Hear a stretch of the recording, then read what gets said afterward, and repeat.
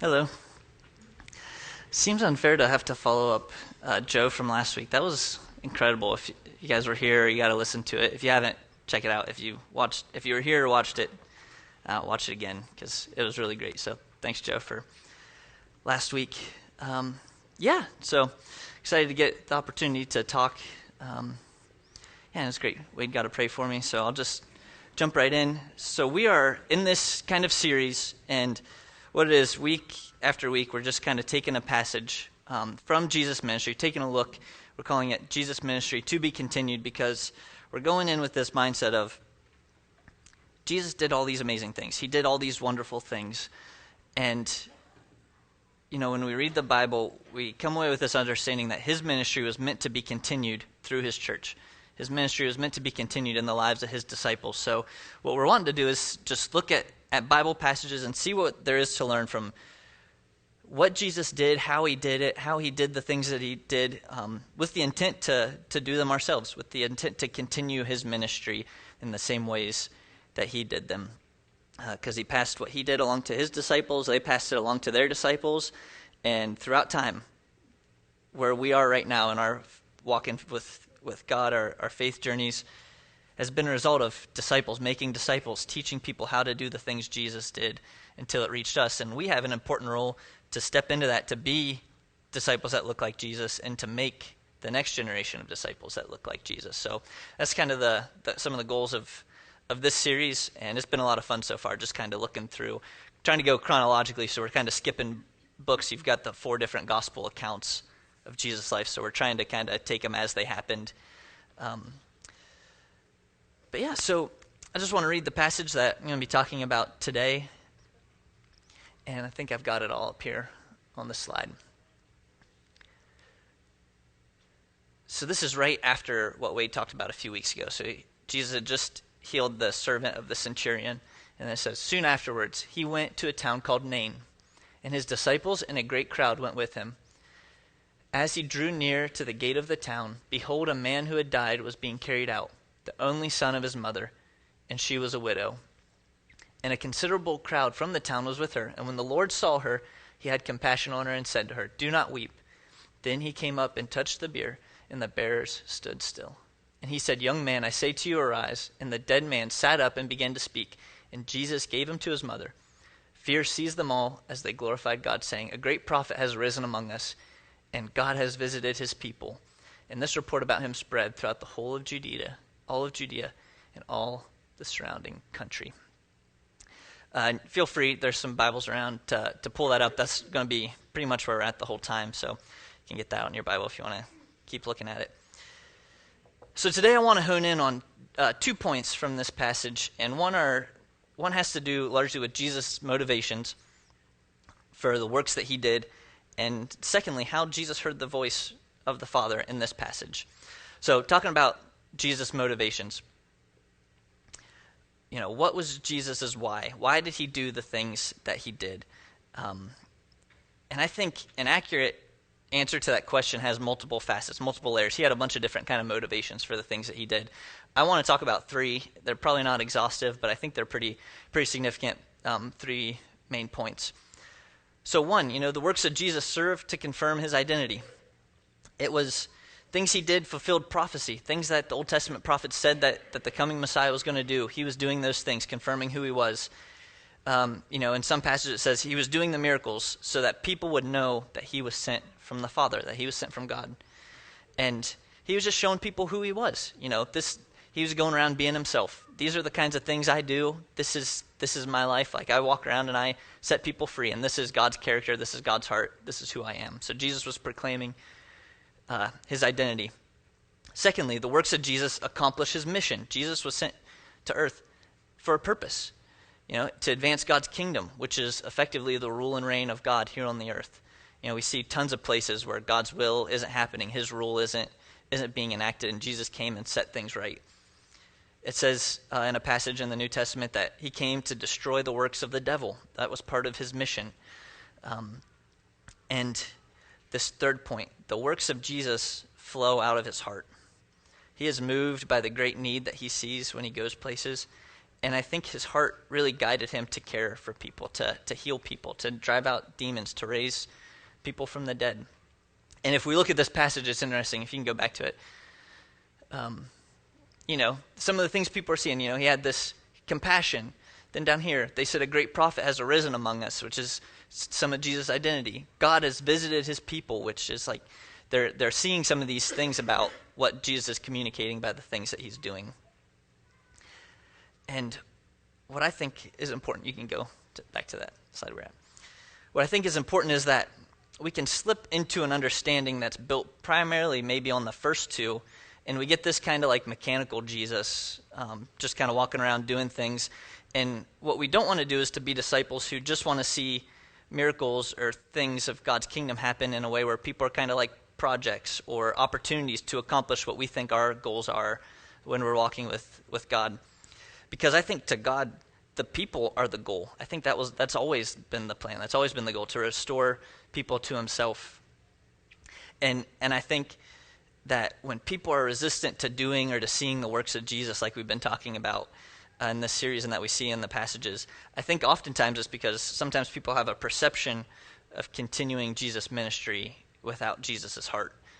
And on the flip side, I think if you have a heart for people and you aren't really concerned with continuing Jesus' ministry, they're going to continue to be afflicted. They're going to continue to be oppressed. And you're going to have the ability to do something in Christ, but it'll never happen if it's just all heart and none of the identity or the mission stuff. Is that making sense? Yeah, cool. And, I also want to say that people are going to embrace, if they're following Jesus, I think all three of these motivations should be parts of our motivations, to show who Jesus is, to continue his mission, to be expressions of his heart. And I think different people will express these and carry these motivations to different degrees, right? Some people will be kind of more driven by any one, kind of more than the other ones. But I think it's important that they're all in there somewhere. If we do all this kind of without Jesus' heart, like things can get weird. And maybe you've seen that happen. And maybe you have a hard time seeing the value of the works that Jesus did, seeing those happen in our day, in our time, kind of happening in and through your life. And maybe it's because, maybe you've never had the opportunity to sit with and really cry with somebody who's been sitting in like just extreme loss, terrible pain, like crushing injuries or sicknesses. And maybe you've never cried with somebody who is just set free as you watch God, just a firsthand love of God's love in action and his grace poured out on somebody. Because I think that changes you. That really shows you, oh man, there's a real reason God's doing this, because he loves people, because his heart's in it. So we will not be able to continue the ministry of Jesus the way he did it without being connected to his heart. So if we look at the passage with this in mind, we see the situation with this widow, and understanding widows in Jewish culture and in Bible times is widows were in a very vulnerable position. They weren't really able to experience the security that they had when their husband was alive, because they were a team. They had different roles. And widows were often kind of the forgotten and the marginalized members of society. And because they often lacked the means to provide themselves, this would make a widow dependent on her sons, if she had any. And if she didn't have any sons, she was dependent on the community, which can be a great resource, but also it's very difficult. Your community really has to step up for that benefit to take place, and it's a vulnerable spot because you can't make that happen for yourself.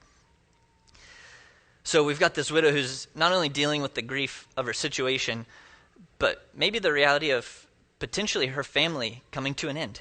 If her son, it doesn't say if her son had any children, but if he didn't have any sons, that could be the end of their family line, kind of as they knew it, which has its own kind of weight and difficulty, not to mention her day-to-day needs that are going to kick in, like from that moment moving forwards. And, when I read the passage, I don't get the impression that Jesus sees this funeral and thinks like, yes, I've been waiting to raise a person from the dead. Like, this is such a great opportunity for me. Like, I'm going to go in and take advantage of this situation. Although, I don't think I think Jesus was also excited at the opportunity to get to do that and to put that on display and to bring life. But it seems like he sees a woman in trouble, in a vulnerable position, and it seems like he really cares about her and her life, with having so much taken away from her, with the outlook that she's kind of looking at for what the rest of her life will be. And it says he had compassion. He was moved by her need. So, no matter what you may think of participating in the works of Jesus, you can't argue with Jesus' heart to see things made right, to see people made whole. It's everywhere he goes. And this is what, in my opinion, makes Jesus really, really cool. Because not only does he really care about people, and not only does he want to see things made right, he actually has the ability to do that. You see people all the time who really have the big heart and they want to see things happen. But when you find somebody who has that heart and has the ability to help, that's the person that you want fighting for you. That's the person you want help from to make things right, to do what's otherwise impossible. And I think that's what makes Jesus so inspiring. And I think today, some of us need to let our hearts and our desires for others direct our prayers, direct our involvement in Jesus' ministry, because he has great ability to do things. This miracle, Jesus raised a man from the dead who was in a funeral procession. If you've been in church for a while or you've read this story a lot, you can kind of get numb to how absolutely wild that situation is. There's just a funeral procession going on, and Jesus tells him to get up, and he does. It's easy to become numb to how absolutely insane that is, or how crazy it would be to watch. But his heart, I feel led him into that position to see something really cool happen.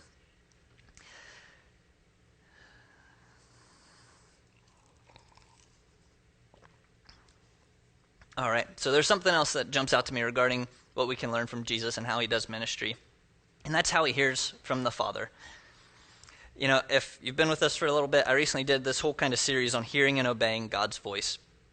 And in a nutshell, being a disciple of Jesus, being a follower of Jesus, means that you're hearing and obeying God's voice. And you're continually growing in that. But, if you can't, no, not if you can't. You can't obey God if you don't know what he's saying. That just doesn't add up. So you got to be able to hear what he's saying to be able to obey.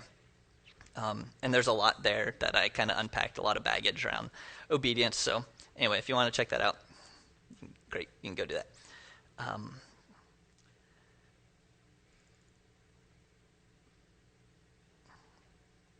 So I just want to take a look at how Jesus hears from the Father in this passage. So before we look at that, I want to look at a passage in John 5:19-20. So he's talking to him. I think this is maybe after he healed the dude at the pool that we talked about maybe a month or so ago. Jesus gave them this answer: "Very truly I tell you, the Son can do nothing by himself. He can only do what he sees his Father doing, because whatever the Father does, the Son also does.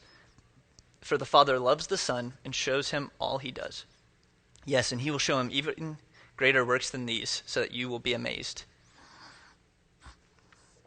So if we believe that Jesus meant that he can only do what he sees the Father doing, and that the Father shows the Son everything that he himself is doing, which is what he said in this passage, if we really believe that, then logically we should be able to assume that whenever Jesus does something, especially something miraculous, that the Father is at work and he's already shown Jesus what it is that he's doing, and Jesus comes along and joins him in that.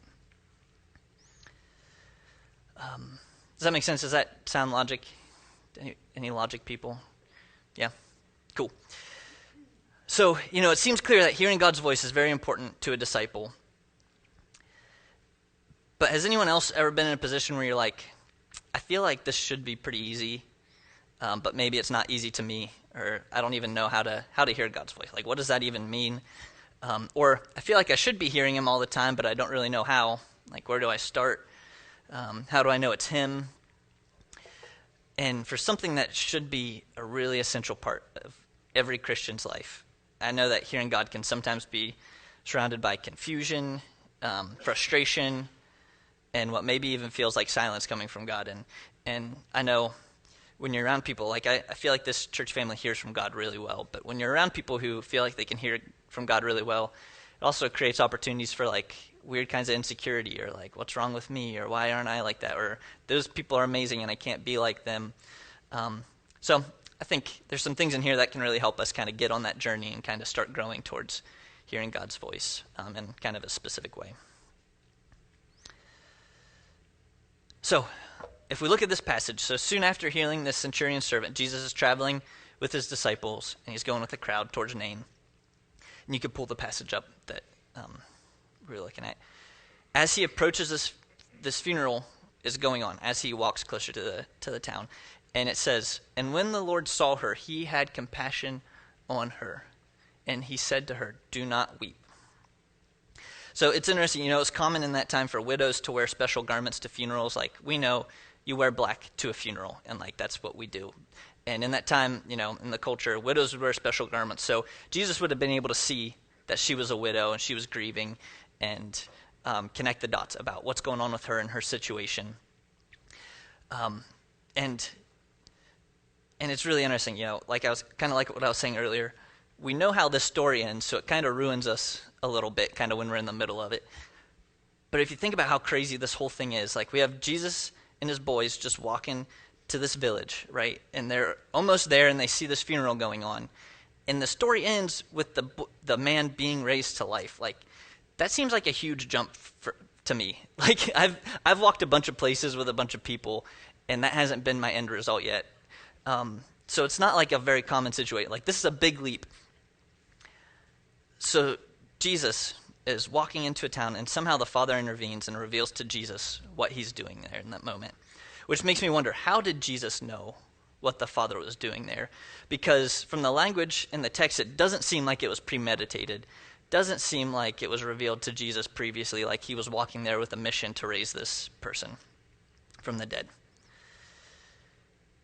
From the text makes it seem like it was in response to seeing this woman that Jesus springs into action in a very kind of spontaneous way. Because it says, "And when the Lord saw her, he had compassion on her and said to her, 'Do not weep.'" So there seems to be two options when I think about this logically of how it kind of could have went down. Either God speaks to Jesus through a word of knowledge, and when I say that, it means that Jesus somehow perceives the voice of the Father in some way. Maybe kind of an intersecting thought kind of comes into his head. However Jesus heard the Father, maybe something in his spirit. He just knew something needed to happen, and that was enough for him to know that God was doing something, which is very possible. Or there's a clue kind of in this passage that Jesus understood the grip of compassion as the Father speaking to his heart for what to do. And what's likely is probably maybe some mix of both. We see kind of all the elements maybe of those things in here. So what if compassion is God's voice speaking to our hearts, speaking to us by way of feeling and not necessarily by words? So let's take a look at compassion. Let's really break this word down, because as you may know, the Bible wasn't written in English.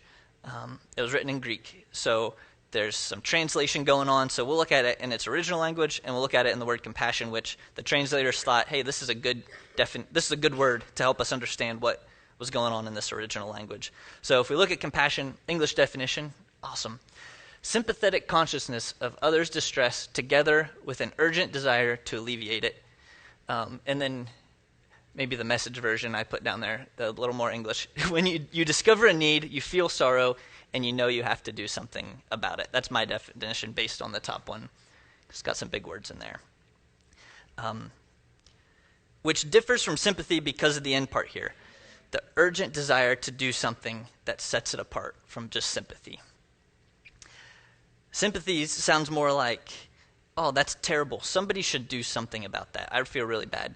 But compassion sounds more like, that's terrible, and I need to do something about that. There's some action on my part that goes along with it. And like I was saying, it's helpful to look at the Greek. I pulled up the definition in a concordance, which is like a Greek translation kind of dictionary. The word I got was splagchinsomai. We can all practice saying that later if we want. It's a funny word. It means to be moved as to one's bowels. Hence, to be moved with compassion, have compassion. For the bowels were thought to be the seat of love and pity. So, to be moved as to one's bowels, which just cracks me up. And I knew I needed to share that with you guys today because I was like, this is too good. But if we think about it, it really rings true to our experience what they thought to be the seat of love and pity. Because have you ever felt like a pit in your lower stomach? Like we think of love being in the heart, but we experience it like somewhere in here, involving a situation with somebody you love or when you feel really bad. And it makes sense why that was part of their understanding. And if you follow this definition a little further, but not too far as to be gross, like being moved as to your bowels, compassion can stop you in your tracks, and you can't ignore it. The feeling just doesn't go away, and it requires you to respond to that feeling to do something about it. I promise that's as far as I'm going to carry the word picture, because it starts to break down if you go any further. But it is that it's a feeling that requires a response in us. I found this definition online. I can't remember where to cite my sources, but I copy and paste it into here, and then I close out of my tabs. It's somewhere out there. If you do enough searching, you do a keyword search. Splagchintomai. It's a strong word about a strong response. There is nothing subtle or uncertain about it. It means a visceral, gut-wrenching emotional response that is so strong that we are physically moved to action. Splagchintomai suggests that when we see human need, we respond physically, emotionally, and decisively. This kind of compassion is not timid, subtle, or distant response. It's not a quiet virtue. It's active, pronounced, and demanding.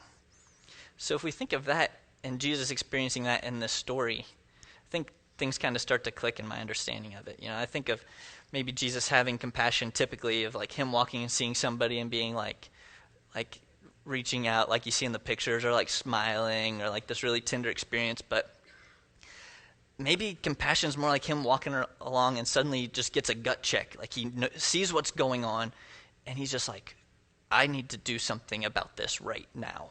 This is something about this is I have to act in this.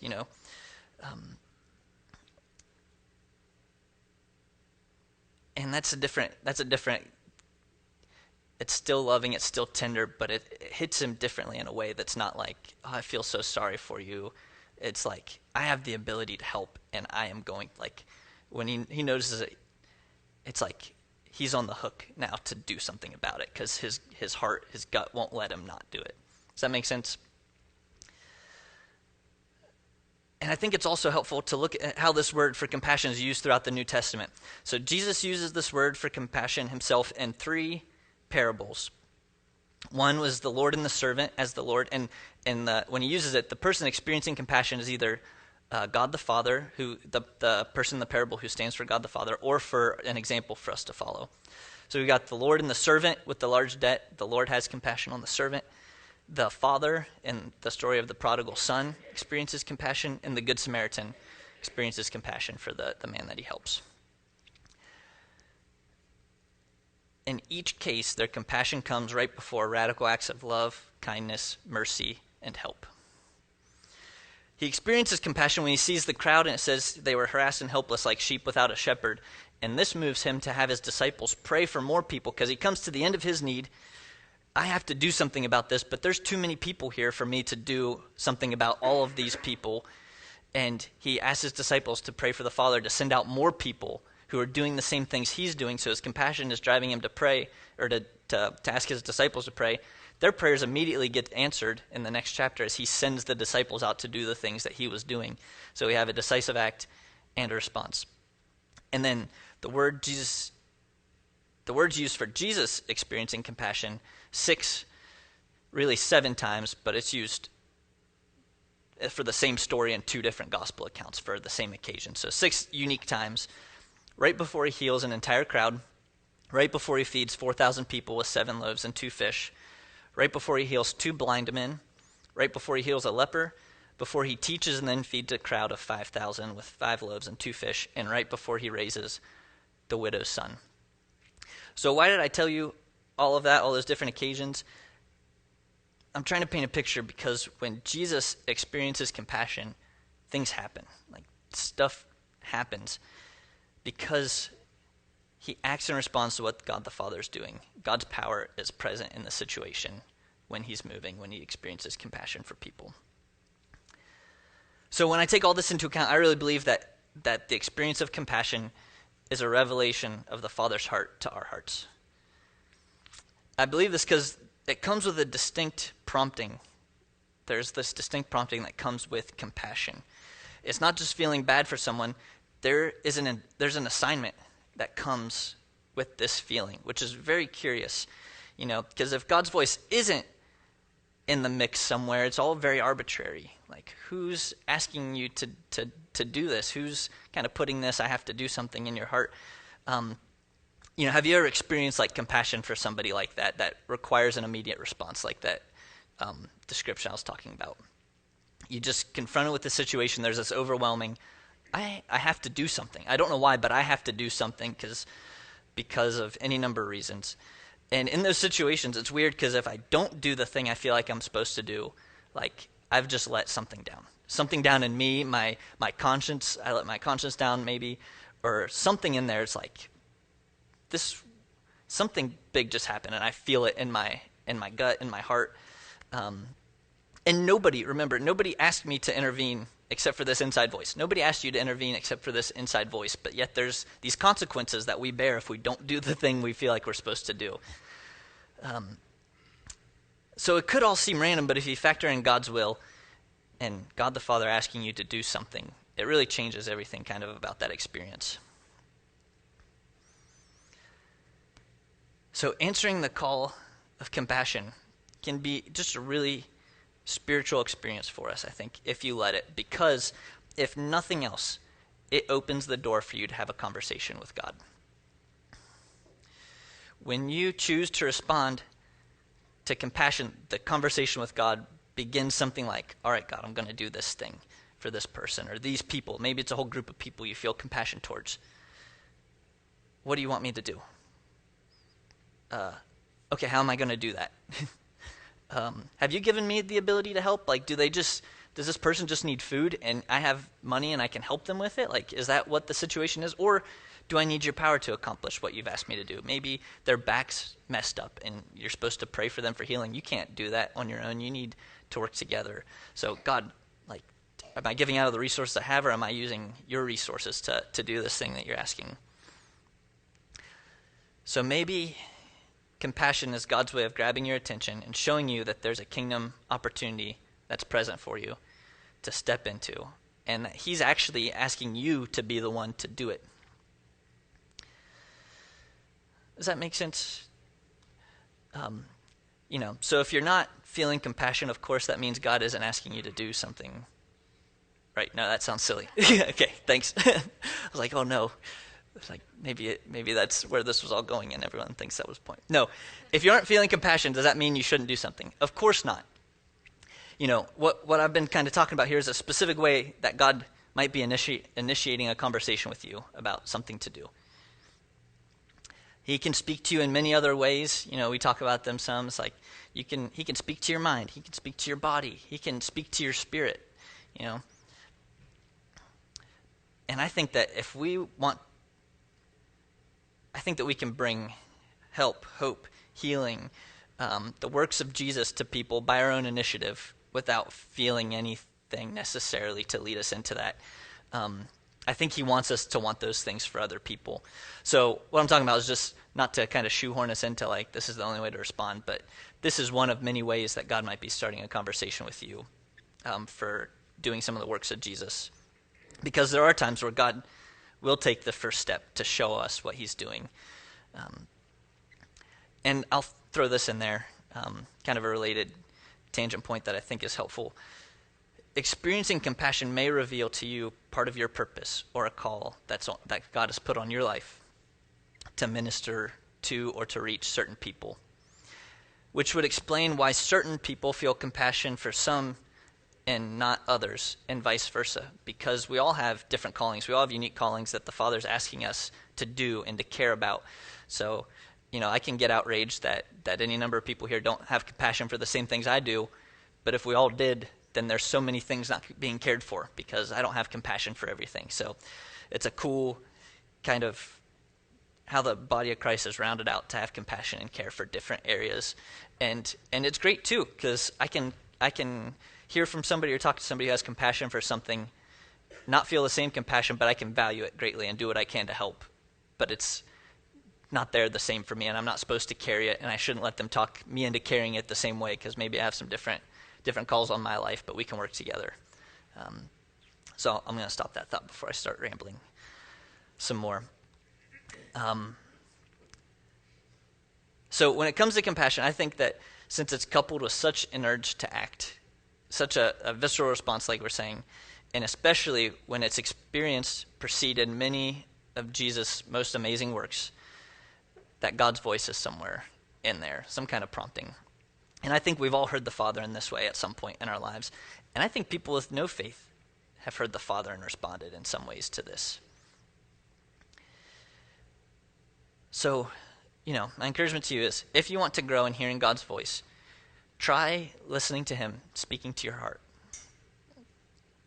He might just be starting a conversation. And now it's really neat. You can be like, I want to hear from God. What's he saying? But it's really helpful to have a context, a question, an opportunity. He's starting the conversation. You have a context. You have questions to ask and to hear about. It's a really cool way to do that, If I walked up to Wade and I was like, Wade, talk to me. Like, I'm listening. He's like, oh, there might be something on his mind that he's like, oh, I've been waiting to talk to you about this, but it might be like about what? Like, about, any number of things. But when you have a context, it facilitates the conversation and gets you in a mode where you're listening for something specifically. He's sharing something specifically. So the last things I want to say here, just to kind of wrap all this up. If you want to follow Jesus' example and continue his ministry, you need to be in touch with his motivations, especially his heart. And my encouragement to you as you continue Jesus' ministry is to listen to your bowels. But like, seriously, I could not. Listen to the ways that God's speaking to you and prompting you, even if they seem simple, even if it may seem like it could be something else. Try to discern, was that God or was that just me? And I think when it involves situation of compassion, it involves so much of his kingdom values, so much of the things he's doing for wanting to see things not be so wrong in people's lives. Like, I think you can trust those feelings and that God's in there somewhere. So Lord, I pray that you would just move us, move in our hearts. I pray that I'm grateful, so grateful that you speak to us in so many cool and amazing ways. God, I pray that you would teach us how to hear you in unique ways and to partner with what you're doing. Hearing you is just the first step in an adventure of the things that you're doing, Lord. So I pray that you would just continue calling us into that, deeper and deeper into connection and to hearing and communion with you. And God, I look forward to the fruit that we are going to see as we partner with you to do the things that Jesus did. God, would you place that motivation of love in our hearts, that we would be led by our desire to see people made well, made whole.